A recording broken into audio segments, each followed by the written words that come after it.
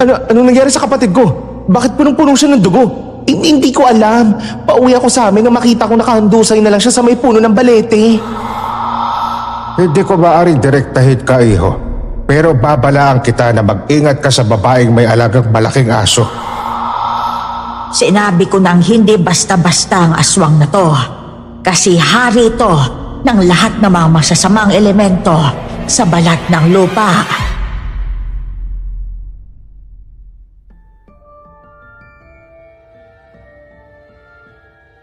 May kasabihan na walang saysayang pag-iigib kung butas ang sisidlan. Hindi ko lubos na maintindihan ito noon, mga kayanggaw. Bilang nakakatandang kapatid at lalaki pa, tila napasan ko ang buong mundo nang mawala ang aming mga magulang ng nakababata kong kapatid. Lalo na nung nabuntis ito at haka-hakang aswang pa ang ama ng aking pamangkin. Itago niyo po ako sa pangalang Teban at ito ang aking kwento. Bago ko simulan ng storya, huwag kalimutang mag-subscribe bilang suporta sa ating channel. Sandali lang. Ay, sino ba tong katok ng 10 oras ng gabi? Hindi pa naman siguro uuwi si Laika at nasa bahay ng trabaho niya. Sandali lang. Teban, bilisan mo. Kailangan ko ng tulong dito. Isme, ikaw ba yan? Ano't naparito ka sa 10 oras ng gabi? Si Laika, Teban. Tulungan mo ako. Ha? Paano si Laika? Nasaan si Laika? Anong nangyari sa kapatid ko? Bakit punong-puno siya ng dugo? Hindi ko alam. Pauwi ako sa amin nang makita ko nakahandusay na lang siya sa may puno ng balete. Balete? Yung puno na nasa malapit sa bahay namin? Imposible namang mangyari yun. Dapat nasa trabaho siya ngayon sa bayan. Hindi ko alam. Sa tingin ko may sugat siya sa may bandang hita. Diyan tumutuloy yung dugo niya bago ko siya kargahin pa uwi. Diyan ka lang. Maghanap ako ng manggagamot. Huwag mong iwan si Laika, ha? Mabilis akong tumakbo palabas ng bahay at hindi ko na naisipang magsuot ng tsinelas dahil sa pagkakataranta ko. Hindi ko na alintana ang matutulis na bato na aking natatapakan. Mabilis akong nakarating sa bahay ni Manang Telia.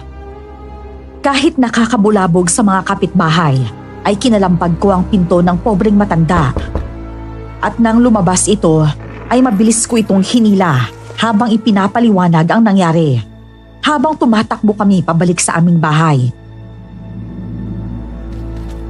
Ay, Teban, baka nakakalimutan mo na hindi ako manggagamot. Albularya ako. Mga nakulam ang pinapagaling ko. Kayo po yung unang pumasok sa isip ko, Manang eh. Baka mamatay yung kapatid ko dahil maubusan ng dugo. Abay, siyang banda ba ang sugat ni Laika? Tinalian mo ba muna ito bago siya iniwan? Hindi ko po nagawa yan kasi nasa hita niya po yung sugat niya. Ay Diyos ko po. Nandito na tayo sa bahay niyo. Maghanda ka ng malinis na tubig at tela. Kailangan kong makita ng maigi ang sugat ng kapatid mo. Masusunod po. Dito po kayo para makapwesto ka po ng maigi, Manang. Oh, wala akong makitang sugat sa kapatid mo, Teban. Paanong nangyari na wala siyang sugat? Naghimala na lang siya tulad ng stigmata? Ang puson ko. Ang sakit-sakit ng puson ko. Tulungan niyo ako. Mukhang alam ko na ang nangyayari. Magmadali ka, Teban. Palitan mo ng maligamgam na tubig ang tubig sa planggana at kailangan ng pamangkin mo ng pahinga. Pamangkin? Ha? Pamangkin? Ang ibig sabihin, pamangkin? Paano mabubuntis ang kaibigan ko kung pipino lang naman ang palagi niya kasama sa palengke kasi yun ang paninda niya sa bayan? Yan din ang tanong ko, Manang Telia. Abay, ang mabuti pa isundin niyo na ako. Huwag niyo muna akong tanungin kung paano nabuntis si Laika at isa lang ang isasagot ko sa inyo. Ano? Nabuntis siya sa pipino? Gusto mo ba talagang malaman, Isme? Ikaw nga eh. Isme ang pangalan mo pero kalaki mong tao. Ay, ayoko na po pala malaman. Nalalait po ako eh. Ito po ang bimpo at maligamgam na tubig. Pakuluan mo tong pinatuyo kong bulaklak ng mansanilya at lagyan mo ng 3 patak ng dugos. Tandaan mo, Teban, 3 patak lang. Manang, pumapatak na rin po yung laway mo. Parang ikaw yung may gustong uminom ng mansanilyang tsaa. Anong laway? Pawis to. Pinagpapawisan ako kanina nung tumakbo kami papunta rito. Anong nangyayari sa akin? Nasaan ako? Nasaan ako? Apaka-OA ng person. Inuwi na kita, madam. Nasa bahay ka na ninyo. Ayos na ba yung pakiramdam mo? Tulungan mo ako, Isme. Itakas mo ako. Mapapatay ako ni Kuya. Isme. Mabuti pa siguro kung matulog ka muna, ano? Ipagpahinga mo na muna yung katawan mo para hindi mapano yung baby mo.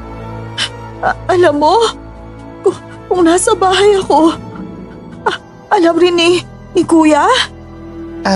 Ano kasi, ang totoo niyan, oo na nga. Alam na ng kuya mo at sa sobrang pag-aalala ko sa'yo, diniretso na kita sa bahay niyo. Di nag-alala din yung kuya mo kaya naman for the takbo agad siya sa bahay ni na Manang Telia. Saan mo ako nakita, Isme? Yung anak ko, ayos lang ba yung anak ko? Malamang, pero munti ka ng makunan. Mabuti na lang at champion na runner ang kuya mo. Ano ba kasi talaga yung nangyari sa'yo? Oo nga, Laika. Ano nangyari sa'yo? May ginawa ba akong pagkukulang bilang kapatid mo? Kaya ka ba pumunta sa bayan kasi nasasakal ka ng palagi mo akong kasama dito sa bahay? Hindi ba sapat yung pamumulot ko ng panggatong para mapakain ka at mapaaral? Kuya, hindi po. Wala po kayong pagkukulang sa akin, Kuya. Hindi ko lang po alam kung anong nangyari sa akin kaya hindi ko maipaliwanag ng maayos. Virgin Mary yung peg? Ang ibig kong sabihin, nabuntis ka na lang bigla kahit wala kang nobyo? Baka side chicks ka na pala ha, sinasabi ko sa'yo, Laika. Anong side chicks? Kabit ka ba, Laika? Kaya ba marami kang sugat nang makita ka ni Isme sa may puno ng balete? May tinatakasan ka ba kaya pauwi ka? Hindi po totoo yung sinasabi ni Iswe, Kuya. Malinis po akong babae. Hindi ko ho talaga matandaan yung nangyari sa akin kasi sobrang sama ng pakiramdam ko. Kaya lumiban muna ako sa trabaho. Paano mo may papaliwanag yung mga sugat at pasa mo sa katawan? Ayos ka lang ba talaga? Kailangan ka na ba namin dalhin sa doktor? Baka nabagok yung ulo mo. Ano ba kayong dalawa? Para kayong mga investigador. Pigilan niyo muna si Laika at hindi mabuti sa bata na na-stress ang nanay. Eto, Laika, inumin mo tong mansanilyang tsaa para maipahinga mo ang katawan mo. Simula ngayon, mag-iingat ka na at kinapa ko ang anak mo. Hindi masyadong maganda ang kapit. Baka bigla kang makunan, iha. Ay! Bakit mo sinuntok yung mesa niyo, Teban? Malaman ko lang kung sino may gawa nito kay Laika. Handa ang tomahawk para tadda rin siya ng pinong-pino. Amen. Huwag na talaga siya magpapakita at ayos lang naman na walang tatay si baby kasi dalawa naman kaming lalaki ang kaya magpakatatay sa kanya. Baka hindi na siya makauwi ng buhay. Susuntukin ko muna siya hanggang sa maghiwalay ang taas at baba ng panga niya.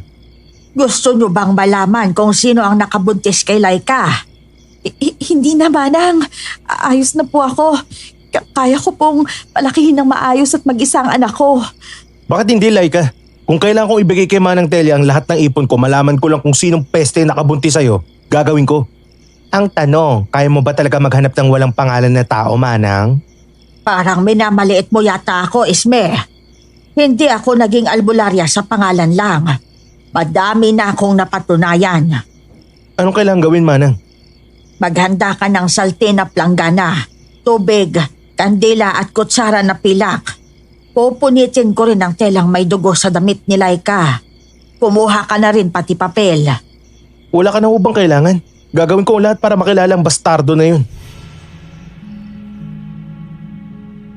Nang hindi na ako sinagot ni Manang Telia, ay dali-dali ko nang hinanda ang hinihingi niya. Nang maipon ko na mga ito sa tabi ng matandang babae, saka naman siya agad nagbigkas ng mga Latin habang pinapatuluan ng kandila ang tubig na dinasalan niya. Pagkatapos ay inilapat naman niya ang papel sa apoy ng kandila at dahan-dahang may namuong hugis doon. Hindi ko alam kung para saan ang malakas na pagkabog ng puso ko. Kung para ba sa kaba sa kahihinat na ni Laika o sa galit na nararamdaman ko sa kung sino man ang bumaboy sa kapatid ko. Kailangan mong mag-ingat, Teban, kung gusto mong kalabanin ang isang to. Anong ibig mo sabihin, Manang? Mayaman bang nakabuntis kay Laika? Hindi ba kami makakalaban kapag nagpaket kami ng reklamo? Paano mo gagawin yon kung ang kakasuhan mo ay isang aswang? Aswang? Bakit aswang? Makabagong panahon na ngayon, Manang. Sino pang maniniwala sa aswang-aswang na yan? Anong aswang? Baka lumapit din siya sa ibang albularya para hindi mo mahanap, Manang. Gawin mo ulit ang ritual. Sigurado ako sa bawat hula ko, Teban. Kailan pa ba ako nagkamali? Hindi naman ho kasi kapanipaniwala ang nakabuntis kay Laika ay aswang. Laika, alalahanin mong nangyari sa'yo bago pa kita dalhin sa doktor ng mga isip. Psychiatrist? Bakit po, kuya? Hindi naman po ako nababaliw ah. Wala nga talaga akong maalala, kuya. Wala akong maalala. Bakit yung mapilit pinapaalala sa akin ang isang bagay na gusto ko nang ibaon? Kumalma ka, Laika. Hindi mabuti sa bata kung masyadong napapagod ang nanay. Hindi ba albularya ka, Manang? Tulungan mo kong ilaglag ang bata. Ayoko kung aswang ang nakabuntis sa akin, Manang. Ayoko magpalaki ng batang aswang. Maghunos dili ka, Laika. Bakit mo idadama yung innocent buhay sa tiyan mo? Hindi naman yata ginusto ng batang yan ang mabuo. Bakit siyang kailangan managot sa kasalanan ng ama niya? Patawarin mo ako, kuya. Patawarin niyo ako. Patawarin niyo po ako. Naguguluhan ka lang ngayon, Laika. Magdesisyon ka na lang kapag malinaw na ang isip mo. Tsaka, anong hindi mo inaasahan na umabot na sa ganito? Hindi mo naman alam na may dinadala ka? Nandito lang naman ako pati ang kuya mo para sa'yo. Hindi niyo ba ako tatanungin kung anong klaseng aswang ang nakabuntis kay Laika? Ano? Alam mo kung ano ang aswang? Sinabi ko nang hindi basta-basta ang aswang na to. Kasi hari ito ng lahat ng mga masasamang elemento sa balat ng lupa. Hari ng mga aswang? Huwag mo sabihin gabaw na ng aswang na to, Manang. Tama ka. Sa tingin ko ay pinapakalat na ng gabunan ng kanilang lahi sa pamamagitan ng pagpupumilit sa babaeng mortal na magdala ng kanilang anak. At isa sa mga biktima nila ang kapatid mo. Buisit! Buisit! Bakit ba sa amin nangyari to? Anong nagawa namin kasalanan para danasin ang bagay na to? Mag-ingat kayo sa mga mababang uri ng mga aswang. Sigurado akong marami-rami ang magiging bisita niyo tuwing gabi. Mag-iiwan din ako ng ilang pangontra bago umalis. Hindi pa rin ako makapaniwala na aswang ang may gawa nito sa kaibigan ko. Bakit hindi na lang tayo lumapit sa mga doktor? Kailangan din natin ipatingin yung bata sa OB. Baka kung ano nang nangyari sa anak ni Laika. At anong sasabihin natin sa mga chismosa na makakarinig na buntis ang kapatid ko at walang ama? Tumigil ka nga, Teban. Mas mahalaga pa ba yung chismis kaysa sa buhay ng kapatid at pamangkin mo? Nag-iisip ako ng tama, Ismael. Huwag mo sabing naniniwala ka sa pinagsabi ni Manang Telia. Kung nag-aalala ka sa chismis, pues, sasabihin ko sa iyo may usap-usapan sa baryo na nababaliw na ang matandang yan. Pero siyang tumulong sa amin na maiwasang makunan si Laika. Kahit na, kalokohang aswang ang nakabuntis sa kapatid mo. At paano ka naman nakakasiguro na hindi aswang ang gumalaw kay Laika? Ayoko na sanang sabihin to eh. Ayokong sabihin kasi ayokong sirain ang imahe ng kapatid mo sa isip mo. Pero kalaunan din naman kapag napadpad ka sa bayan, malalaman mo pa rin ang balitang to. Ano? Wala na ba katapusan ng mga balita na tungkol kay Laika? Sabihin niyo na sa akin para sabay-sabay ko nang tanggapin ngayong araw. Halika, sa labas tayo mag-usap. Tulog si Laika at ayokong marinig niya ang sasabihin ko. Mabuti pa nga. Si Laika ang sabi-sabing bagong GRO sa sikat na club sa bayan. Ano? Anong GRO? Ano ba? Gusto mo ba yung mas brutal na salita? Pok-pok, bayaran. Kaya galit na galit ako at halos makasuhan pa ako ng physical injury sa estasyon ng pulis dahil sa kakaaway ko sa mga marites sa bayan. Paano magiging bayaran ng kaibigan ko nakita kong pinalaki mo ng tama at puno ng pagmamahal si Laika? Imposible naman yon. Pero kung iisipin ko at ikukumpara ko sa sinabi ni Manang Telia, mas gusto ko nalang paniwalaan yung chismis sa bayan. Bayaran? Kalokohan naman yan. Mas maniniwala akong aswang ang nakabuntis sa kapatid ko. Ewan ko sa'yo, Teban. Mas papanik pa rin ako sa rasyonal na mga bagay kaysa sa mga supernatural na yan. Hindi ko na alam, Ismail. Sa kalalaki mong tao, mas madami ka pang alam na chismis. Kung totoo mang bayaran ng kapatid ko, baka hindi pa sapat yung ginawa ko para sa kanya kaya nagkaganyan siya. Anong plano mo ngayon? Uunahin ko munang alamin kung aswang nga ba talagang nakabuntis kay Laika. Kapag hindi ko napatunayan, pupunta mismo ako sa bayan para tignan yung club na pinagtatrabawan mismo ng kapatid ko. Sasama ako. Ang ibig ko sabihin, sasamahan kita kasi kababata ko naman si Laika. Imbes na matulog ako ng gabing yon, ay gumawa ako ng sibat na may nakapalibot na tinik ng kalamansi. Dahil naalala ko ang sabi ni Manang Telia na magkakaroon kami ng mga hindi inaasahang bisita. Hinanda ko na rin ang mga dadalhin ko sa gubat bukas. Naisipan kong isama si Isme. May mga mangilang-ngilang kaluskos sa paligid ng aming kubo at tunog ng baboy sa hindi kalayuan. Pero sa kabila nito, ay wala namang nangyaring masama sa amin ni Laika. Kinaumagahan. Kaya aga-aga mo namang mga talk, Teban. Anong problema? May masakit ba kay Laika? Wala. Kailangan ko lang kasi ng tulong mo. Di ba sabi mo gusto mong sumama sa akin? Talaga ba? Pupunta tayo sa club? Ngayon na? Pero maaga pa. Kailangan ko muna maghanda. Talaga naman. Napakabuti mo talagang kapatid, Teban. Makakakita na ako ng mga macho. Ang ibig kong sabihin, mga machong kumakarga ng mga babae. Alam mo na, sinong lalaki bang ayaw sa sexy, di ba? Di ba? Oo. Hindi tayo sa club pupunta, Isme. Ha? Saan? Ayoko na palang sumama sa'yo. Ang ibig ko sabihin, sasama ko sa club. Hindi ko lang nadugtungan kahapon. Unahin ko munang hanapin ang aswang na sinasabi ni Manang Telia bago tayo pumunta sa club na sinasabi mo. Talaga ba? Baka ginagamit mo lang ako para may pang-akit ka sa aswang sa gubat, ha? Baliw. Ikaw lang kasi naisip kong sasamahan ako kasi ikaw lang naman ang naniniwala sa aming magkapatid. Malamang. Pasalamat ka sa masarap na luto ng inay mo at naging magkaibigan kami ni Laika. Oo na. Nandito na tayo sa bukana ng gubat. Dito ba sa balete na to natagpuan mo si Laika? Aba, walang hiya. Akala ko pupunta muna tayo sa bahay nyo. Kaya mo ko dinaldal para hindi ko mamalayan na dito mo ko dadalhin, no? Oo, dito ko nga siya nakita. Wala ka na bang napansin kakaiba? Bukod sa gabi na, wala rin maayos na pailaw ang barangay natin. Kaya walang liwanag dito kagabi. Swerte ko na nga lang at may dala akong flashlight ng lighter sa oras na yon. Halos matay ako nang makakita ako ng katawan. Buti na lang yung mukha mismo ni Laika yung una ko naispatan. Isa lang ang tanong ko, Ismen, dami mo nang sinasabi. Halika na, pasukin na natin tong gubat. Kaya ako nagpresentang sumama kasi akala ko sa kalab tayo pupunta. Makakita na ako ng malalaking katawan. Pwisit, malalaking puno pala makikita ko. Alam mo ba narinig kita, Isme, di ba? Kasi naman, Teban, mas alam mo ang pasikot-sikot ng gubat kasi nangunguha ka ng mga panggatong. Kaya ba't kailangan mo pa ng kasama? Sino sa tingin mong tutulong sa akin sa oras na makita ko ang gabunan na sinasabi ni Manang Telia? Wala akong magiging katulong sa pagdakip sa kanya kung mag-isa lang ako. Alam kong kahit dalawa tayo, matatalo pa rin tayo sa lakas ng gabunan. Kasi mas malaki pa yung katawan nito sa mga ordinaryong aswang, di ba? Wala sa laki at lakas yan, Isme. Nasa bilis at listo yan. Ay, nahiya naman ako sa yung sanay na sa bilis na kilos. Kamusta naman akong pagagapas lang ang trabaho sa bukid? Lalaki ka pa rin. Kaya may tinatago ka pang lakas kahit hindi ka sanay sa mga katulad ng trabaho ko. Isang parte na nga lang ng katawan ko ang lalaki. Ano? Ano sabi mo? Sabi ko wala. Wala naman na yatang kakaiba sa gubat na to. Umuwi na lang kaya tayo at bantayan natin si Laika. Pare-parehong puno at damo lang naman yung nakikita ko dito. Masyado ring mga payat ang mga puno para pagtaguan ng aswang na sinlaki ni The Rock.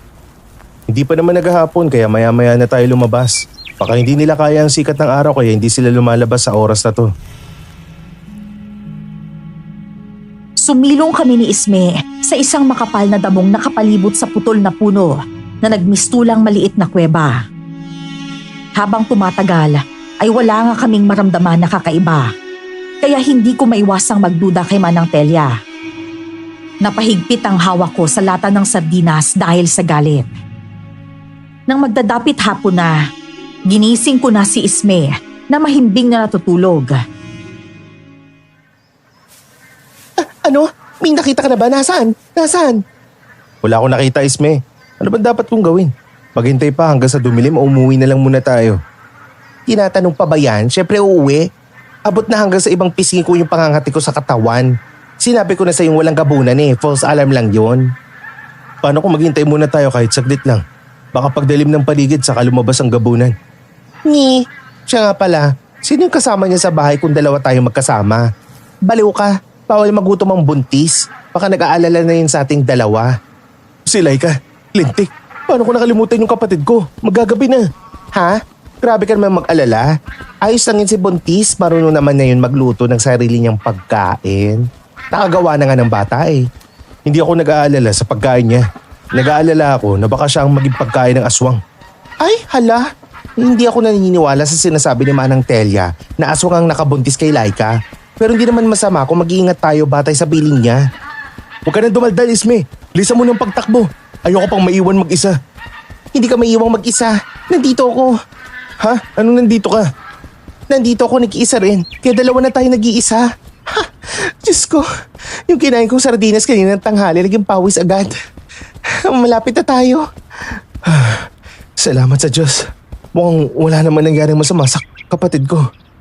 Mukhang mali ka, Teban. Hingi na ako agad ng tawad kay Manang Telia. Ha? Anong kasalanan mo sa matandang albularya para humingi ka ng tawad? Kasi totoo yata yung aswang. Paano mo nasabi? Nakita mo ba yung gabunan habang tumatakbo tayo pa uwi? Hindi. Sa tingin ko, hindi gabunan yung umangil sa atin. Ha? Anong umangil? Isme! Anong klaseng aso yan? Wala pa naman ako nakikita na ganyang kalaking aso sa balat na lupa. Bakit ako yung tinatanong mo? Magkasama naman tayong umuwi at saka bumitiw ka nga sa akin para hindi ka tunay na lalaki.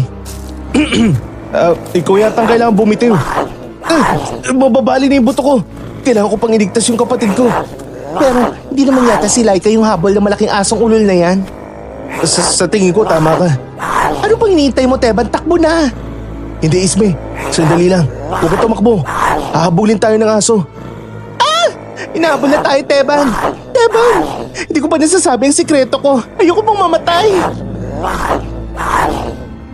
Dahil sa pagkakataranta, kahit alam kong hindi dapat tumatakbo kapag may aso, napatakbo na rin ako kasama ni Isme.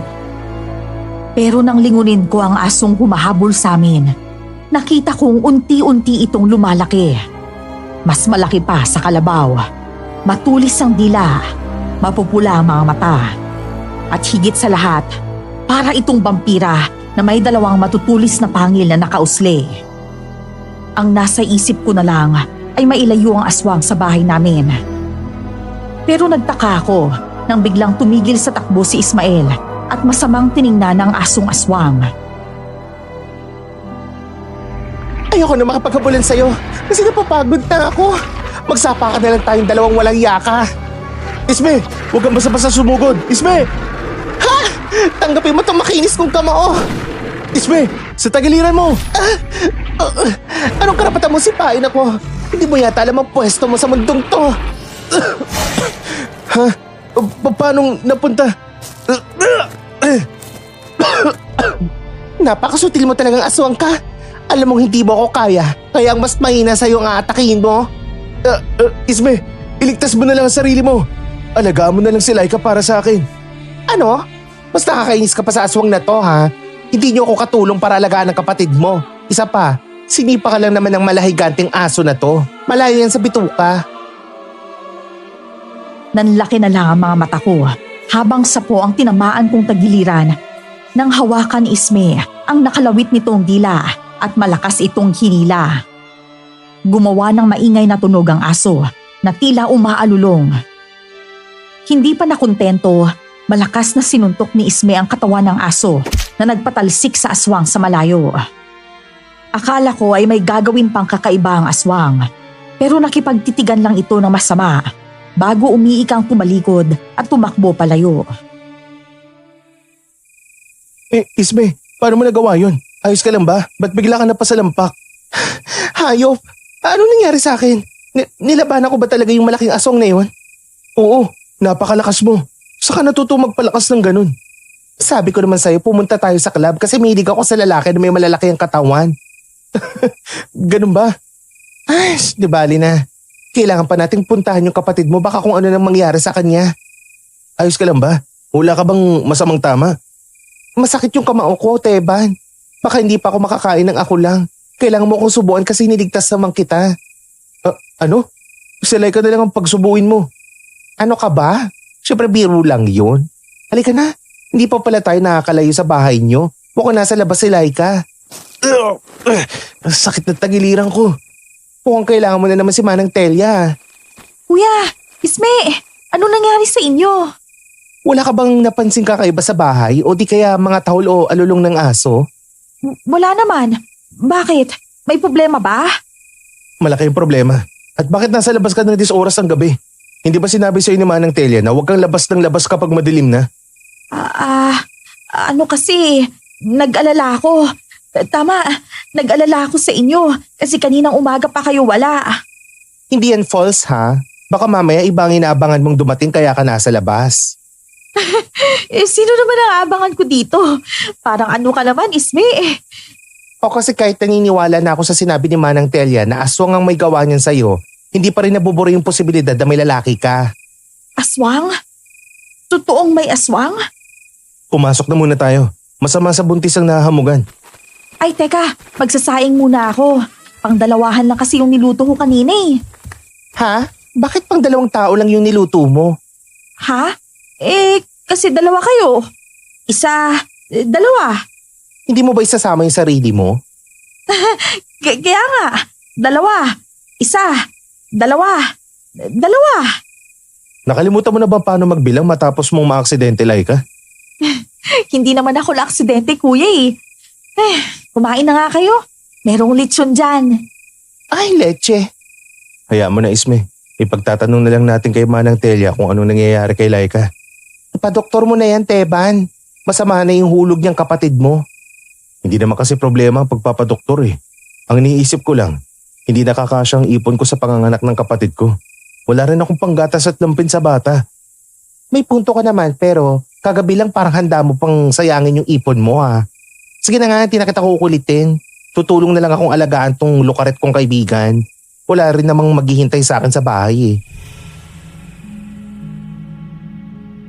Nag-aalala ako para sa kapatid ko. Dahil kahit hindi sabihin ni Isme, alam ko nang may karamdaman si Laika at naging kakaiba ang kilos niya matapos ang insidente. Pero hindi pa man natatapos ang gabing yon, nakakarinig kami ng sunod-sunod na alulong ng mga aso. Meron ding pagaspas na mga nilalang na nagliliparan sa ibabaw ng bubong. Hindi ako nakatulog na maayos noon dahil sa pagbabantay.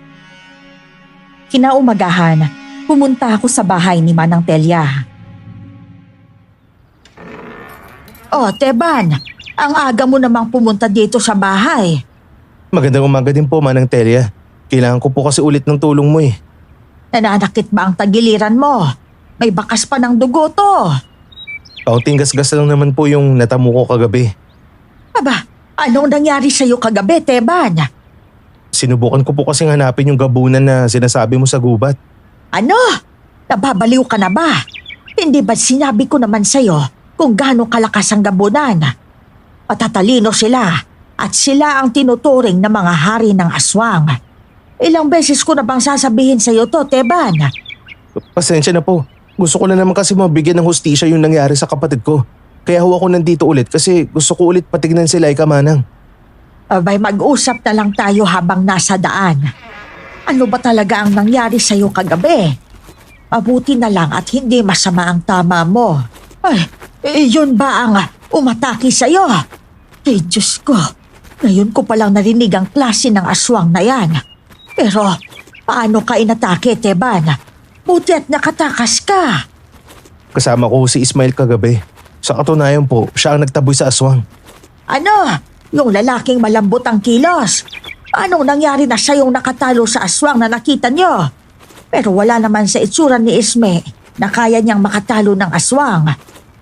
Nandito na ho tayo, Manang. Mas mabuti pang si Ismail na lang kausapin mo at mas masama ang tama nung kagabi. Ha? Ba't ang tahimik? Isme! Laika! Mukhang wala dito ang kaibigan mo ah. Oh, kuya! Sino yung kasama mo? Laika! Ano ba sinasabi mo? Hindi mo ba agad kilala si Manang Telia?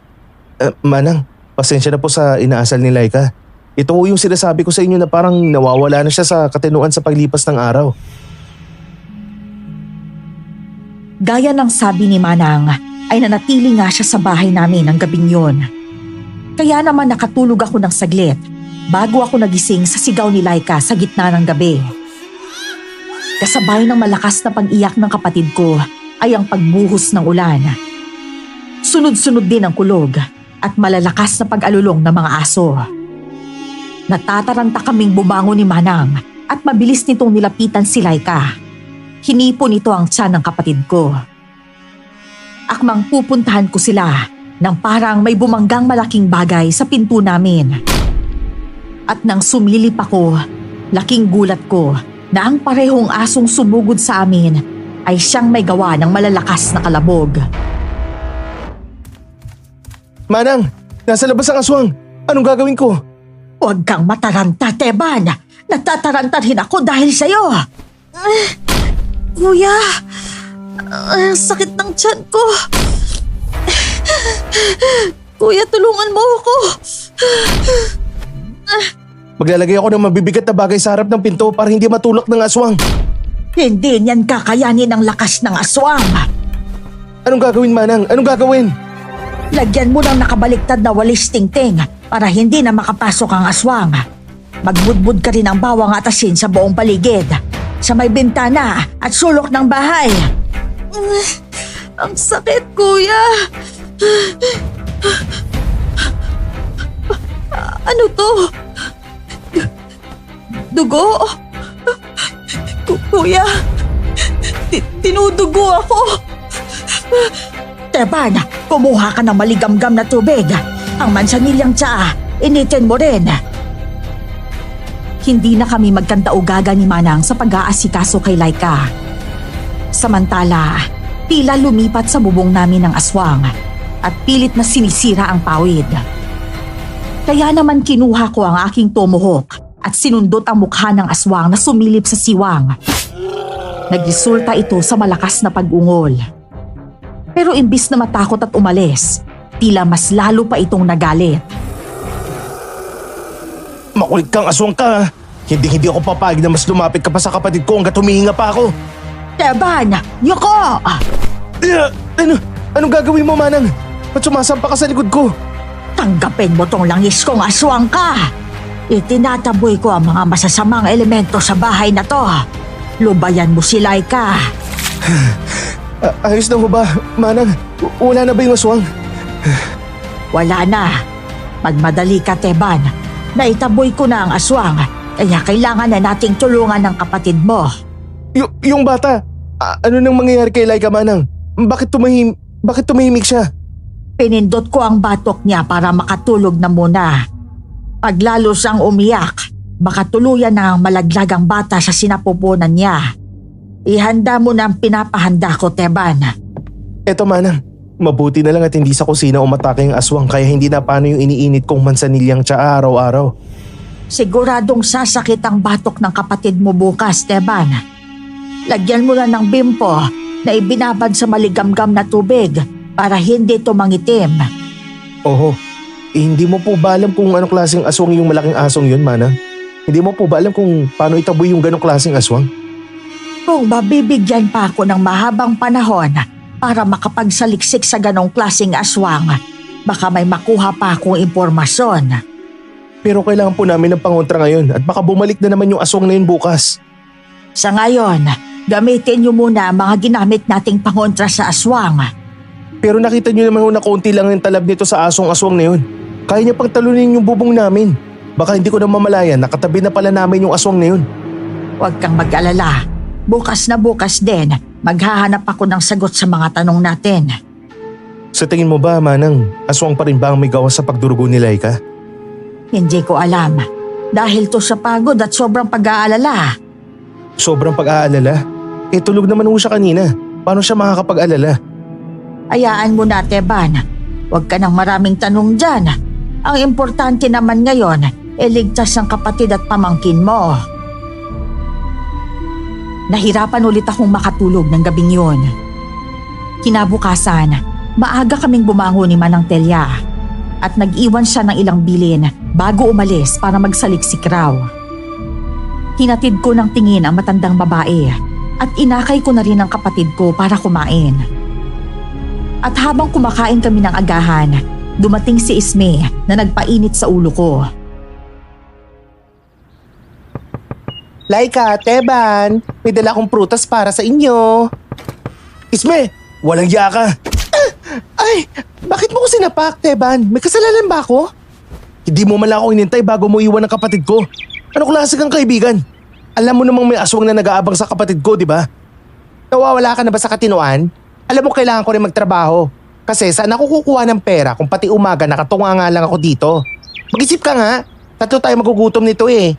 Nag-aaway ba kayo, kuya? Huwag po kayong mag-aaway. Di ba masama ang nag-aaway? Magagalit na sana ako pero alam ko may pinagdadaanan kayong mabigat kaya iintindihin na lang kita, Teban. Kasalanan ko rin naman kasi hindi mo na kita hinintay. Oo na, pasensya na rin. Mainit lang ang ulo ko kasi sinugod na naman kami kagabi ng asong-aswang eh. Ano? Ayos lang ba kayo? Hindi na ako nakabalik kagabi kasi sobrang lakas ng ulan. Nasaktan ba si Laika? Kamusta yung bata? Maayos naman. Tinugo na naman kagabi pero naagapan naman ni Manang Telia. Alam ko na. Ilabas natin si Laika para naman mahimasmasan siya. Mahirap kasi kung palaging tayo na lang nakikita niya, mas lalo siyang malulungkot niyan. Ngayon na ba? Hindi ko na sana muna babawasan yung pera ko eh. Ano ka ba? Ako na. Ako nang bahala magbayad. Total iniwan ko naman si Laika kahapon na walang paalam eh. Halika na. Huwag na kayo magbihis. Sa bahay lang naman tayo pupunta. Teka lang Isme. Dahan-dahan lang. Huwag mo naman kalad-karin yung kapatid ko. Maganda ang paglalakad para sa mga buntis, Teban. Sa isip lang naman pumalya yung kapatid mo. Hindi naman siya baldado. Halos buhatin mo na eh. Paano yung gagaling? Hindi naman sa bubuhatin ko siya. Ang ibig kong sabihin, huwag ka masyadong mabilis maglakad kasi nakakaladkad na siya. Oo na, napaka-OA naman. Sumakay na lang tayo at doon tayo sa bahay maglakad. Baka ako ang makunan dahil sa sobrang pag-aalala mo eh. Ha? Makunan? Malaki lang naman yung tiyan mo ah. Para kang butete. At isa pa, wala ka naman lagusan. Ay, humingi na nga ako ng pasensya kanina kung makapanlait to. Salamat ka. Ano? Pasalamat ka kasi may tricycle na. Para Manong! Ipinasyal namin si Laika sa parke sa bayan. Pero nakatulala lang siya at walang imik. Dinadaldal naman ito ni Isme at parang bata na tinuturuan ng kung ano-anong bagay. Pero ang nakaagaw ng pansin ko ay ang mapanuring tingin ng isang matandang lalaki sa hindi kalayuan. Nakita ko medyo naging makulimlim ang langit, kaya nag-aya na akong umuwi. Pero hindi kami agad nakaalis dahil napansin na rin ni Isme ang matandang lalaking nakatayo. Teban, nakita mo ba yung matandang lalaking nakatitig sa atin kanina pa? Kaya mo na, baka gusto man limos. Huwag mo na pansinin, baka lumapit pa sa atin yan. Wala na tayong pera. Hindi eh, parang may masama siyang balak eh. Hindi sa atin nakatitig, parang nakatitig lang siya mismo kay Laika. Huwag mo na pansinin, hayaan na lang natin. Wala rin ako sa mood maghanap ng gulo kaya iwasan na lang natin. Halina kayo, baka umulan pa. Teka, bakit umalis din siya sa kinalalagyan niya? Huwag mo sabihin na sinusundan niya tayo. Dire-diretso lang ang lakad Isme, huwag mo nang lingunin. Leche, paano hindi dilingunin? Tumatayo na yung mga balahibo ko sa batok sa kilabot ko sa matandang yon. Hindi pamilyar yung mukha niya. Baka taga Karatig Bayan o di kaya naman masyado lang siyang malayo kaya hindi mo namukhaan. Perfect pa yung mata ko, Teban. 20-20 pa to. Pero bakit naman parang may naririnig akong iabag na tumatakbo? Tatakbo na rin ba tayo? Pagbilang ko ng 3, bubuhatin ko si Laika. Tatakbo na tayo. Sige. Nalalamig yung batok ko. 1, 2, 3. Bakit may aswang sa umaga? Tigilan niyo kami, tigilan mo yung kakahabol sa amin. Huli ka! Sakit nyo sa tuhod, habulin! Bitaw mo yung damit ko. Kakabili ko lang nito galing UK. UK. Sandali! Island Tech, bakit ka ba nagpupumiglas? Teban, tama na. Huwag mo suntukin yung matanda, maraming nakatingin, baka makulong ka. Siya tong kanina pang tingin ng tingin eh. Pagkatapos ngayon, bigla ka na lang hawakan. Diba, hindi naman yata ako tatayo lang at manonood. Ay talaga naman, ang pangako parang hindi na pantay. Ano ba kasi kailangan mo, Manong? Bakit ba kasi kanina mo pa kami sinusubaybayan tapos bigla-bigla kang lalapit? Kasalanan yun ang kasama niyong babae. Kasalanan ni Laika? Paano magiging kasalanan ng kapatid ko? Hindi naman to kagandahan para titigan mo. Aray! Laika? May lamok sa batok mo, kuya. Baka madenggi ka. Ayos na ba pakiramdam mo? Ba't hindi ka nagsasalita kanina pa? May iniisip lang ako, kuya. Iniisip mo ba yung nakabuntis sa'yo? Paano mo nalaman na buntis yung kapatid ko? Hindi naman tayo magkakilala. Kung hindi siya buntis, dalawang butete na kasama mo. Halatado na ang tiyan ng kapatid mo. Sa palagay ko, nasa 3 buwan na siyang buntis. Tama? Paano mo nalaman ng mga bagay na yan? Maniniwala ba kayo sa sasabihin ko? Depende. Hindi ko pa naman namin lubos na kilala eh. Tawagin niyo na lang akong Lolo Pepeng. Bagong lipat galing sa kabilang bayan. Bakit ka napadpad sa bayan namin? Siguro may ginawa kang masama kaya ka pinaalis, no? Kaya naman tingin mo sa akin, may sinusundan akong aswang. Kaya dinala ko rito sa bayan niyo base sa mga bakas niya. Karaniwang buntis at dalaga ang mga biktima niya. Kaya naman kailangan na itong mahuli sa lalong madaling panahon. Manggagamot ka? Huwag ka maniwala na lang basta-basta dyan, Teban. Hindi tayo sigurado kung totoo nga yung sinasabi niya. Wala naman ako naririnig na Lolo Piping na manggagamot sa kabilang bayan eh. Huwag ka makialam dito, iho. Isang tingin ko pa lang sa'yo, alam ko na agad ang tinatago mo. Ano? Hindi tama yan. Wala kang karapatang manlaglag ng kapwa mo. Gusto ko lang naman kayong balaan tungkol sa mga nakakasalamuha nyo sa mga panahong to eh. Sino nakakasalamuha? Hindi kami masyadong nagsisilabas ngayong mga panahon kasi sa tingin ko naman, alam mo na ang rason, hindi po ba Lolo Piping? Oo, sobrang lakas ng amoy ng aswang na nakakapit sa mga katawan nyo. Lalo na sa inyong magkapatid. Alam mo ba kung anong klaseng aswang yung gumagambala sa amin, Lolo Piping? Hindi ko maaaring direktahin ka, iho. Baka manalikado lalo ang buhay nyo, lalo na ang kapatid mo. Pero babalaan kita na mag-ingat ka sa babaeng may alagang malaking aso. Malaking aso? May nagmamayari pala sa asong yun? Sino? Sinong baliw ang magpapadala ng asong yun sa kapatid ko? Masyado siyang malakas at sigurado akong malalaman niya kapag sasabihin ko sa inyo. Mag-ingat na lang kayo sa mga pinakikisamahan nyo. Teka sandali, Lolo Piping. Anong pwede kong gawin para maitabo yung asong aswang na yun? Huwag kang lalayo sa kasama mo. Ha? Kasama? Sino? Si Isme? Bakit ako? Sinamahan ko lang naman kayong mamasyal pero bakit nagka-responsibilidad pa ako? Makakaloka? Gusto ko lang naman ng mga lalaking malalaki ang katawan. Hindi ko rin alam. Bigla-bigla na lang humalo sa maraming tao si Lolo Piping. Hindi ko na siya mahabol. At saka wag mo ko tanungin yan. Para kang weirdo kung umasa kaya paano ko asa sa'yo? Ganon. Subukan mo lang magpatulong sa akin sa pagtataboy ng malalaking aso na yon. Kasi sino namang lalaki may gusto ng mga lalaking may malalaki ang katawan? Tsaka baka tama ka. Baka kaya hindi kami pinapalayo sa'yo ni Lolo Piping. Kasi baka alam niyang niligtas mo nga ako sa aswang nung nakaraang gabi. Hay nako, imbis na namasyal tayo para mabawasan yung mga isipin natin. Tapos eto na naman ang kinalabasan. Umuwi na po tayo, kuya. Ha? Ayos ka lang ba? May masakit ba sa katawan mo? Umuwi na po tayo. Ayoko na po rito, kuya. Umuwi na tayo. Natatakot na po ako eh. Tukarit ka, huwag ka nga umiyak. Dalawa kami ng kuya mong kasama mo kaya wala. Huwag ka mag-alala na may bigla na lang lalapit sa'yo kasi hindi kami makakapayag, no? Mabuti pa, umuwi na tayo, Isme. Mabuti na rin ngayon na alam na natin hindi makakatulong kay Laika ang maraming tao. Baka masalo pa siyang mag-alala. Habang sakay kami ng tricycle pa uwi, ay nahulog ako sa sinabi ng matandang lalaki sa parke. Pilit kong inaalala kung sino pa ang nakasalamuha naming babae, bukod kay Manang Telia. Pero kahit balibalik na rin ko ang utak ko, ay wala pa rin ako maisip. Eto, magtsaa ka muna. Kanina pa parang malayo yung iniisip mo eh. Salamat, Isme. Hindi ko lang kasi makalimutan yung sinabi ni Lolo Piping sa atin eh. Sino kaya sa tingin mo yung babaeng may alagang aso? Sa totoo lang ha, kahit gaano pa ako kamarites, parang wala naman akong kilalang taga dito sa atin na may alagang aso eh. Alam mo naman nung nauso yung rabies dito, halos wala nang mag-alaga ng aso. May punto ka naman eh. Pero rinig mo ba kanina yung sinabi ng matanda? Babaeng nakakasalamuha daw natin eh. Si Manang Telia lang naman yung madalas nating kasama at sa pagkakaalam ko, Wala namang alagang aso yung babae. Wala nga kasi palagi namang tahimik yung bahay niya. Wala naman ako naririnig na kahol. Pinag-uusapan pa lang natin pero nandito na agad. May paniniwala kasi yan eh. Kapag daw laging pinag-uusapan, palaging napipitpit yung ano. Parang awa mo na Isme, wag mo na ituloy. Kaya ka na pagkakamalan na weirdo eh.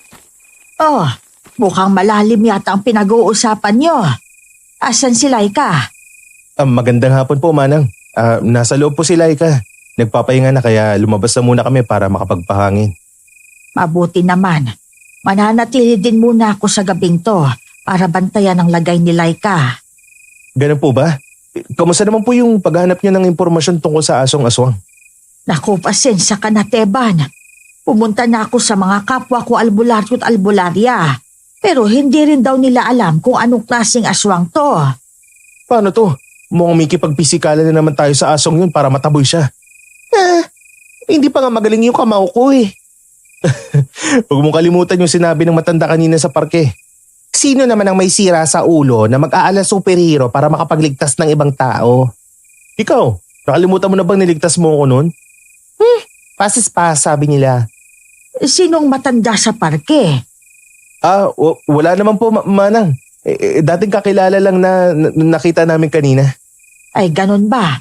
O siya, papasok na muna ako para matingnan ko ang lagay ng kapatid mo. Ba't nagsisinungaling ka kay Manang? Hindi ko alam. Parang sabi lang ng sarili ko na huwag siyang sabihan kaya hindi ko sinabi yung totoo. Kuya! Kuya, ang sakit! Kuya! Si Laika! Nagmamadali kaming tumayo ni Isme. Nadapa pa ito. Pagpasok namin sa kwarto ng kapatid ko, nakita kong pawis na pawis si Laika at namimilipit sa sakit. Nandilim ang paningin ko at parang may sariling buhay ang kamay ko nang itinulak ko paalis si Manang. Naalala ko ang rosaryo sa may uluhan ng kapatid ko, kaya agad ko itong kinuha at nilagay sa tiyan niya. At parang nakarinig kami ng tunog na nasusunog. Kung sino ka mang nanggugulo sa kapatid ko, lumayas ka! Parang may nakahawak sa tiyan ko, kuya. Konti na lang, Laika. Kumapit kayo ng anak mo. Ang sakit. Kuya, ilayo mo yan. Ilayo mo, kuya. Wala na ba? Ayos na ba si Laika? Ba't nahimatay siya? Diyos ko. Ba't mo ba ako binibigyan ng ganitong pagsubok sa buhay? Teban, ayos ka lang din ba? Ba't napasalampak ka? Nanghihina yung tuhod ko. Hindi ko na alam yung gagawin, Isme. Alam mo ang gagawin mo. Kaya nga ikaw ang nakapagligtas kay Laika noon, oh. Teka, kukuha muna ako ng basang bimpo. Ako nang magpupuna sa kapatid mo. Malakas. Sobrang lakas. Ha? Anong malakas, Manang? Nakatayo ka nga lang at nakatingin sa kapatid ko habang namimilipit siya sa sakit. Pasensya ka na, Teban. Nagulat lang ako sa sobrang lakas ng gabunan. Ha? Ano ho yun? Gabunan? Akala ko ba hindi mo alam kung sino may gawa nito sa kapatid ko? Oo nga, pero ngayon, malakas na ang enerhiya niya. Nararamdaman ko. Paniwala ka sa akin. Pinapalibutan niya ang buong katawan ni Laika. Sinubukan ko lang namang tanggalin, pero ganun na ang nangyari. Hindi ko na alam, Manang.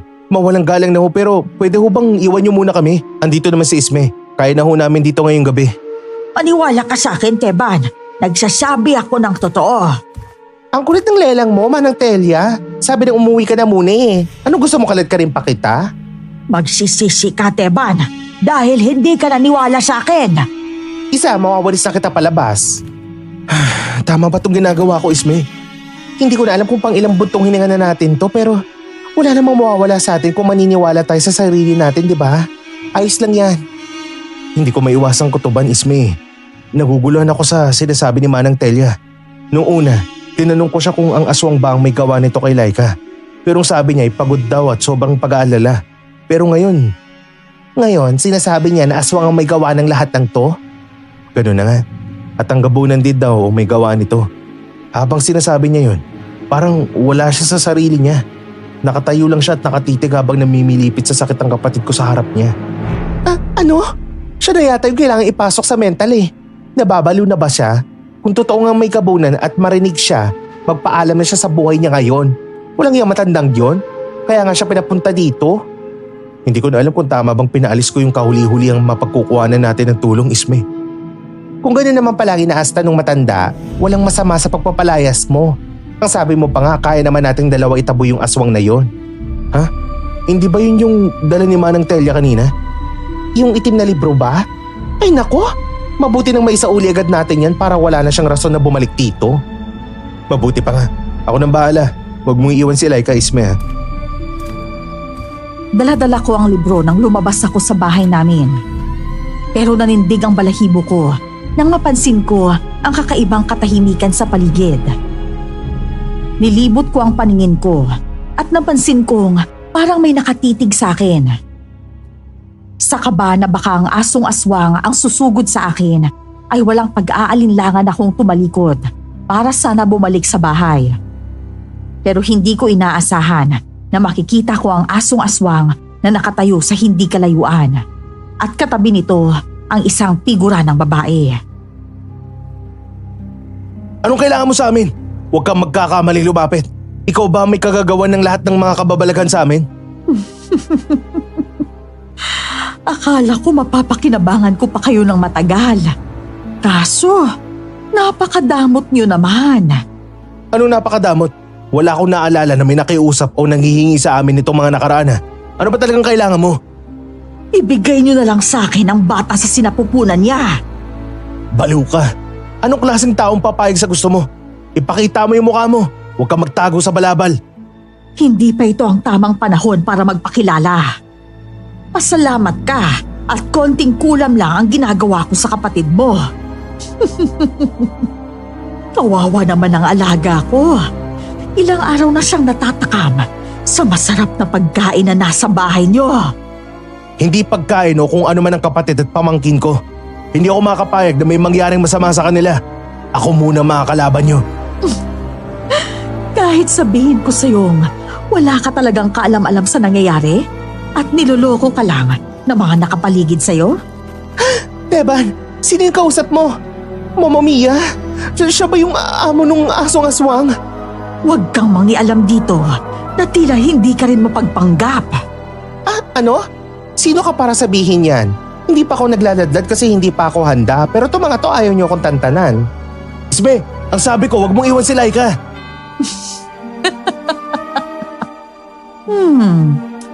Magkarera kaya tayo. Ang mabagal, talo. Papunta na ang aso sa bahay, Isme. Ay, Kapitan. Akong bahala sa aso. Akong bahala kay Laika. Masyado pang maaga para umuwi. Hayop ka! Hindi naman malayo yung pagkakabalibag ko sa'yo ah. Sisiguraduhin kong hindi ka makakalis dito ng boy. Ano? Paunahan din tayong mamatay? Gusto ko yan. Teban, salo! Agad kong hinablot ang aking tumuhok na initsa ni Isme. Pagkabigay sa akin ay tumalikod na ito at hinarap ang asong aswang. Wala na akong sinayang na oras nang maramdaman ko ang papalapit na pag-atake sa aking likuran. Kaya naman malakas kong winasiwas ang aking armas kasabay ng aking pagharap. Dahil dito, nakita kong napaatras ang hindi ko kilalang babae at rinig ko ang pagak nitong pagtawa. Hindi ko na hinintay na muli itong makabawi at agad ko na itong sinugod ng atake. Pero ang hindi ko inaasahan ay ang bigla nitong pagyuko at paghawak sa isang paa ko at pag-itsa nito sa akin palayo. Hindi ko inaasahan na malakas din pala mga mangkukulam. Hindi mo ko kaya dahil mas malakas ako sa'yo. Kung ganun, iyak ka na lang pala at akong napili mong gagawin. Anong pinagmamalaki mo? Ang mga walang kwenta mong pag-atake? Masyado ka pang mahina para harapin ako. Hindi ako mahina, lalo na sa harap ng mga kampo ng kadiliman. Tingnan natin. Bitawan mo akong walang iya ka. Sinugatan mo ako. Nagawa mo akong sugatan. Hindi ako makakapayag. Magbabayad ka! Tila nakikiayo ng panahon sa mga nangyayari. Biglang umihip ang malakas na hangin at mas lalong nagdilim ang paligid. Ang kalaban ko, tila nawawala na sa tamang katinuan. Akala ko ay susugurin niya ako, pero biglang mas lumakas pa ang hangin. At kasabay ng malakas na kulog ay ang pagkakatanggal ng balabal na nakaharang sa mukha ng babae. Bakit? Panirang ulan. Hindi pa sana ako magpapakilala. Pero anong magagawa ko?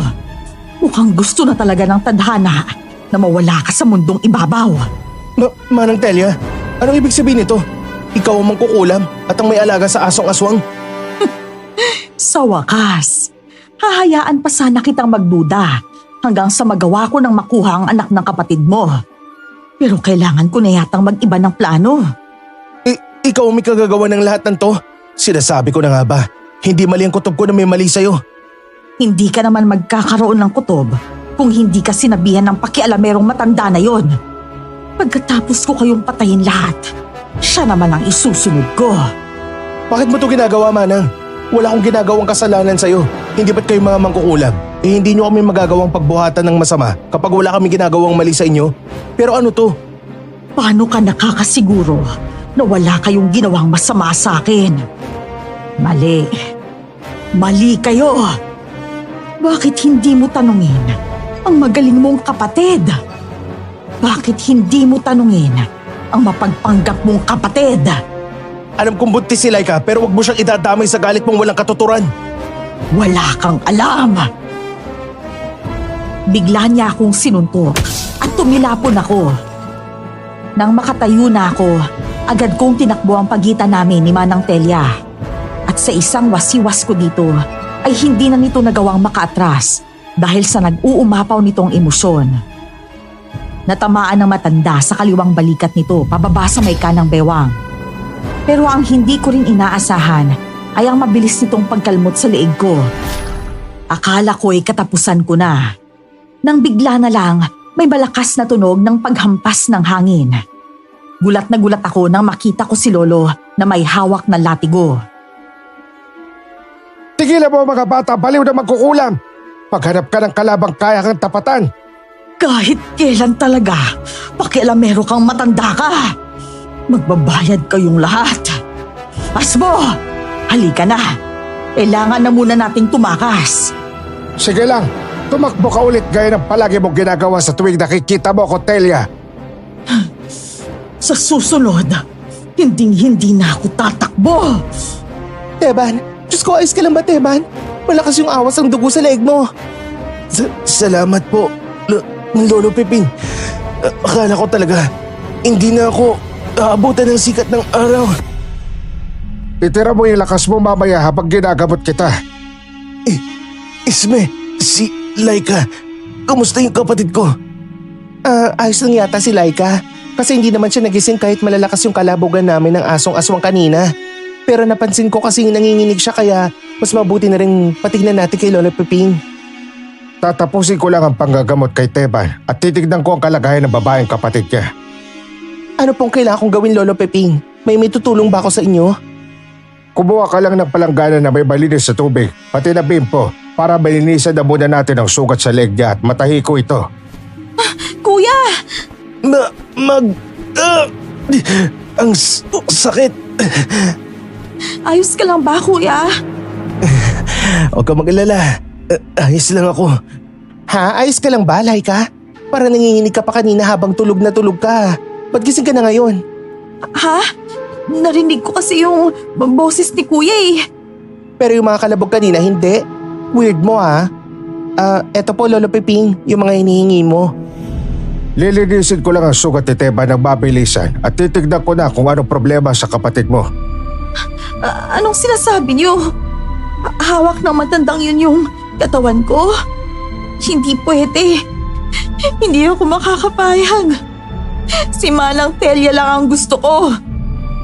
Ibalik niyo si Manang Telia! Manang Telia! Manang Telia! Ano ba, Laika? Tumigil ka nga sa kakasigaw. Hindi mo ba alam na ang hinahanap mong Manang Telia ay ang may gawa ng lahat ng to? Siya ang kumalmot sa leg ko at nagpapadala ng asong-aswang para patayin ka at ang bata dyan sa tiyan mo. Hindi ako naniniwalang gagawin yun ni Manang Telia. Magkaibigan kami. Hindi niya magagawa ang bagay na yun. Ay, Teban, ba't mo sinampas si Laika? Ikaw pa yata ang papatay sa akin, Laika. Hindi ka ba makaintindi na mangkukulam si Manang Telia at may alaga siyang malaking asong-aswang na gustong kainin ng pamangkin ko? Kasi kung hindi ka nagpabuntis sa gabunan na yan, hindi tayo magiging ganito ngayon. Tahimik sana tayo. Hindi ko to kasalanan. Kasalanan mo ang lahat ng to. Kasi bilang nakakatandang kapatid, trabaho na lang ang palagi mong inaasikaso. Hindi mo na ako binibigyan ng konting oras. Hindi ko kasalanang hinanap ko sa ibang pag-aruga at pansin na hinahanap ko sa nakakatandang kapatid ko. Diyos ko, kumalma kayo. Kalma lang. Wala na kayo sa mga tama pag-iisip. Baka lumaki pa tong problema nyo. Laika, pumasok ka na muna sa silid mo. Isme, tulungan mo kong hawakan si Teban. Baka maubusan na ng dugo tong batang to. Natulala ako sa sinabi ni Laika. Hindi ko na rin alam kung ano ang sunod na mga nangyari. Pero hindi ko maiwasang questionin ang aking pagiging matandang kapatid at kung paano ko siya inalagaan. Na mga oras na yun ay gusto ko na lang patayin ang sarili ko dahil wala akong kwenta. Kinuha ko ang tomahawk at takmang sasaksakin ko ang sarili ko. Teban, Diyos ko ka. Bakit mo papatayin yung sarili mo? Hindi pa nga napapatay yung bumaboy sa kapatid mo. Nangihina na ako, Isme. Sa tingin ko, wala na akong ginawang tama para kay Laika. Palagi ko na lang siyang pinapahamak. Alam mo, hindi naman sa wala kang ginawang tama eh. Ginawa mo naman ang lahat para sa kapatid mo. Yun nga lang, magkaiba kayo ng definisyon ng tama. Kung ikaw sa tingin mo inaalagaan mo ang kapatid mo sa pamamagitan ng pagtatrabaho ng mabuti, para kay Laika naman, ang pagmamahal sa kapatid ay atensyon. Hindi naman din natin siya masisisi kasi maliit pa lang siya. Hindi niya na nakasama yung magulang niyo. Sa palagay mo ba, kapag mahuli ko yung may gawa nito kay Laika, mapapatawad niya ako sa mga kasalanan ko sa kanya? Sa totoo lang, hindi. Ano? Pues anong gagawin ko para mapatawad niya lang ako? Hindi kanya magagawang patawarin kasi wala ka naging kasalanan sa kanya. Pag lumabas ang buong katotohanan sa nangyari sa kanya, saka na kayo magdesisyon kung sino ba ang dapat humingi ng dispensa at sino ang magpapatawad. Sa ngayon, itong aswang munang harapin natin ha. Saka na yung away kapatid nyo. Tandaan mo, siya na lang ang natitira mong pamilya. Kaya tulad ng dati, unawain mo na lang muna siya kasi ikaw yung nasa tamang pag-iisip. Tama ka, Isme. Masyado lang siguro akong pagod sa mga pangyayari nitong mga nakarang araw kaya masyadong magulo ang isip ko. Salamat sa payo mo ha. Nakita mo patuloy ako na ganun yung sitwasyon. Ayos lang yun. Pogi ka pa rin naman kahit tumutulo uhog mo. Ano yun, Isme? Ang ibig ko sabihin, nasa kwarto na ni Laika si Lolo Pepin. Kailangan na natin siyang puntahan. Baka magwala na naman yun. Oh, nandito na pala si Lolo Pepin eh. Lolo Pepin, natignan niyo na po ba si Laika? Diretso na kita, Teban ha. Sa totoo lang, hindi kaya ng kakayahan ko bilang manggagamot na ayusin ang sirang ito. Kaya kitang tulungan sa kinakaharap mo ngayon. Pero sa tingin ko, ikaw at ang kapatid mo ang makakasagot ng lahat ng ito. Ano pong ibig yung sabihin, Lolo Pepin? Hindi niyo ba kayang gamutin ang kapatid ko? Ha? Hindi po? Hindi ko siya kayang gamutin. Ayaw ko lang siyang gamutin. Ito ang latigo kong gawa sa buntod ng pagi. Iyon na ito at gamitin mo ito para labanan ng mga kasamaan. Ang susi para makuha mo ang kasagutan sa lahat ay talunin ang aspo. Sa pamamagitan nito, mabubunyagan lahat ng katotohanan. Wala akong maintindihan, Lolo. Pero dahil iniligtas mo ang buhay ko kanina, wala na akong karapatang questionin pa ang desisyon mo. Handa akong makuha ang kasagutan sa lahat ng walang inaasahang tulong. Pero ano ba tong asbo? Asbo ho ba yung tawag sa asong-aswang na nakalaban namin? Oo, ang mga mangkukulam na kagaya ni Telia ay kumukuha lang sa kanilang mga itim na alaga.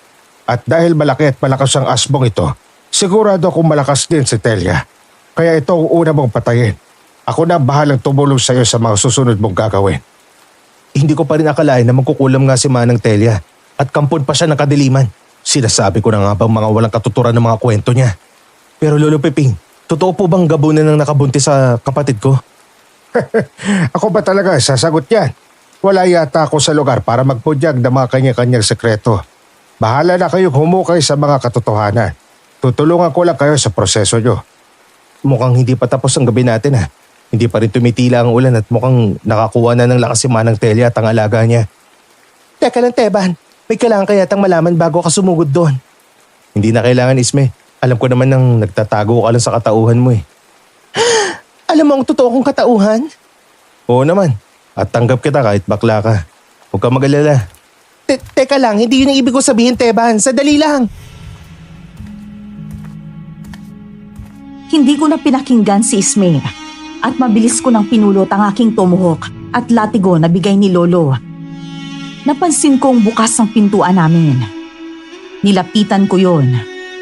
Mabuti na lang at nakasangga ang sandata ko sa braso ko. Kaya dito napakagat ang asbo na mabilis ko namang pinalo ng latigo.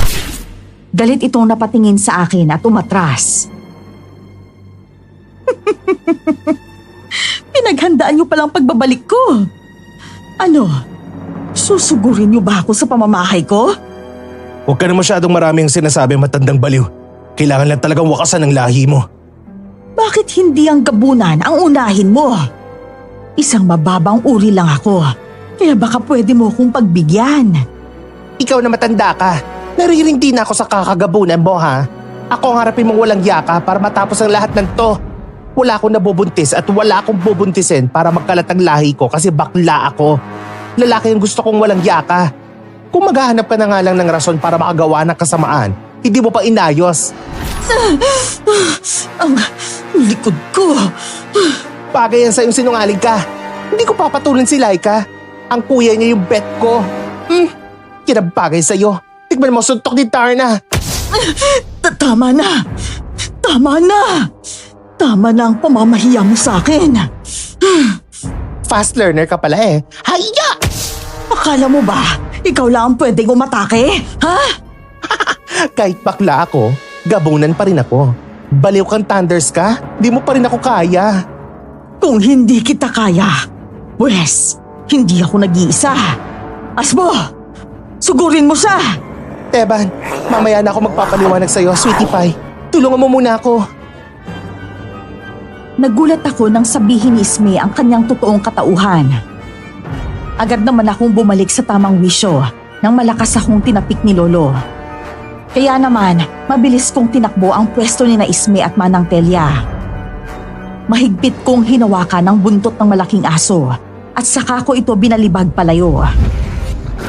Malakas na paghiyaw ng matanda ang narinig ko. Pero mahigpit itong hawak ni Isme. Kaya hindi nito magawang makatakbo papunta sa alaga nitong paulit-ulit kong pinapatamaan ng latigo. Hanggang sa nakikita kong tila nagbabaga ang bawat sugat na iniiwan ng aking armas. Hindi. Lumaban ka, Asbo. Lumaban ka. Huwag ka malikot matanda ka. Kung pwede ko lang baliin yung leg mo, ginawa ko na eh. Pero hindi naman dapat ako maghiganti sa'yo. Para to sa panggugulo mo sa pamilya ko. Bumalik ka na sa pinanggalingan mo, Asbo! Pinatay mo ang alaga ko. Magbabayad ka. Ano nangyayari? Isme, tumabi ka para nag-iibang itsura ni Manang Telia. Hindi ito maganda. Hindi lang siya normal na magkukulang. Yang gaw si Telia. Nasa proseso na siya ng pagiging aswang. Pigilan niyo siya bago pa magyari yun. Teban, saan ka pupunta, Teban? Wag! Hindi ko na pinansin ang sigawan nila at mabilis kong sinaksak ang leeg na matanda gamit ang aking tumuhok. Pero tila bangkay na naaagnas lang ang parte ng leeg nitong sinaksak ko. Umitim lang ito at bumaho. Mabilis akong umatras para sana bumelo at paluin ito ng latigo. Pero malakas lang itong tumawa at tila asong ulol na tumutulo ang laway. Bigla itong nawala sa paningin ko. Namalayan ko na lang na nakatutok na ang mahabang kuko nito sa dibdib ko. At may nakakatakot itong ngising nakapaskil sa kanyang mga labi. Tumigil ka na, Manang Telia! Laika, anong ginagawa mo dito, Laika? Pumasok ka sa loob, delikado. Nasa totoong anyong magkukulam na ang babae, iha. Mas mabuti sanang sundin mo ang utos ng kuya mo bago pa ipaon ng baliw na babae ang kuko niya sa dibdib ng kapatid mo. Hindi na ako natatakot. Hindi na ako natatakot sa iyo, Manang Telia. Kaya tama na. Ako na lang ang saktan mo at wag ng kapatid ko. Kunin mo na ang lahat sa akin. Kunin mo na pati ang buhay ko. Anong gagawin ko sa buhay mo kung binaliwala ka na rin ni Andong? Binigay ka niya sa akin bilang laruan. Inalay niya kayo ng anak mo sa akin, kapalit ng pagmumukha niyang bata. Pero ang hayop na yon, nasanay siya. Buti nga't namatay na siya. Bakit hindi ang pamilya ni Andong ang guluhin mo? Tigilan mo na kami, Manang Telia. Lumayo na nga ako sa'yo pero sinundan mo pa rin ako. Ikaw ang umatake sa akin sa may balete. Alam mo may kaibigan akong kakaiba, kaya siya ang tinuturo mong may kasalanan. Tapos ikaw din ang rason ng pagkawala ng anak namin ni Andong. Pero hanggang ngayon, pinapahirapan mo pa rin ako. Ano bang masama kung nagsinungaling ka ng konti sa kuya mo? Siyempre, hindi ko naman hahayaang mabunyag ang sikreto ko. Patawad. Patawad kung nagkagusto ako sa asawa mo. Pero sapat ng kabayaran ng lahat ng nangyari sa akin. Wala na ang anak ko. Pinakain mo na sa asbo mo. Pinarusahan mo na ako ng todo. Hindi ko na to kaya pa. Ulitin mo ang sinabi mo, Laika. Naging kabit ka. Patawarin mo ako, kuya. Hindi ko ginustong maging kabit. Sinubukan kong tumakas pero pinubugbog ako ni Andong. Kaya hindi ako makaalis doon. At nang magkaroon ako ng pagkakataon, huli na ang lahat. Nalaman na ni Manang Telia ang lahat Kaya ba natagpuan ka ni Isme na duguan at nakahandusay sa puno ng balete? Nakunan ka na ng oras na yun? Opo, kuya. Nalaglag na yung bata kasi tumakas ako sa kwartong pinagkulungan niya sa akin. Hindi ko alam na pinatay niya rin pala si Andong. Bakit pabubuhayin ang lalaking hindi marunong makontento sa isa? Mas mabuti nang patayin siya agad at ang anak niya para hindi siya makapagkalat ng lahi niya. Bibitaw mo ko o maghihiwalay ang marumi mo kamay sa katawan mo. At anong magagawa mo? Isang maling kilos mo lang, babao na tong kuko ko sa dibdib mo. Ngayong alam ko na ang lahat. Wala na rin rason para buhayin ka. Mabilis kong winasiwas ang tomahawk sa dalawang kamay ni Telia na nakahawak sa akin. At ang malakas na paghiyaw nito ang pumalibot sa buong gubat. Kasabay ng mas malakas na buhos ng ulan. Tinapon ko sa hindi kalayuan ang kamay nitong hawak ko at walang pag-aalinlangan kong ginilita ng leeg niya. Paulit-ulit ko rin siyang sinaksak sa dibdib hanggang sa hindi na siya nakapalag dahil sa lakas na dulot ng galit ko. Teban, ayos na! Ayos na ang lahat. Tumigil ka na, iho. Hindi ko na alam kung sino ba talaga may kasalanan sa lahat ng mga pangyayaring to. Ako bang pabayang kapatid? O ang mga taong katulad nyo, Telia? Sagot! Sagot! Pasensya ka na, kuya. Pasensya na po kung niloko kita. Tinakot po kasi ako ni Manang Telia. Sasaktan ka daw niya kapag hindi ko siya sinunod. Kaya pasensya na po. May kasalanan din ako sa iyo, Teban. Hindi ko kasi alam kung gagana pa ang pagiging baklang gabunan ko. At hindi ko din naman alam na ganito ang nangyari kay Laika.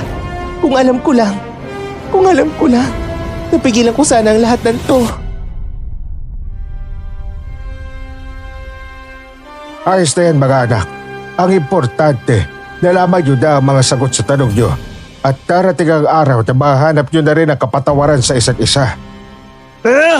Bakit sa kapatid ko pa? Bakit? Lumipas ang maulang gabing yon na tila hinugasan din ang aming pighati. Ilang linggo bago kami magkausap at magkapaliwanagan ni Laika, ay nagpasya kaming lumipat ng bahay para ibaon sa limot ang aming nakaraan. Alam ko sa puso ko na may natitira pang galit sa kapatid ko dahil sa nagawa niyang kasalanan. Pero bilang nakakatandang kapatid, inintindi ko siya at mas lalong lumakas ang aming koneksyon matapos sa mga pangyayaring yun. Natanggap ko na rin na pareho kaming may kasalanan at pagkukulang sa isa't isa na nagsilbing leksyon sa aming dalawa. Ako nga po pala ulit si Teban, mga kayanggaw, at maraming salamat sa pakikinig hanggang dulo.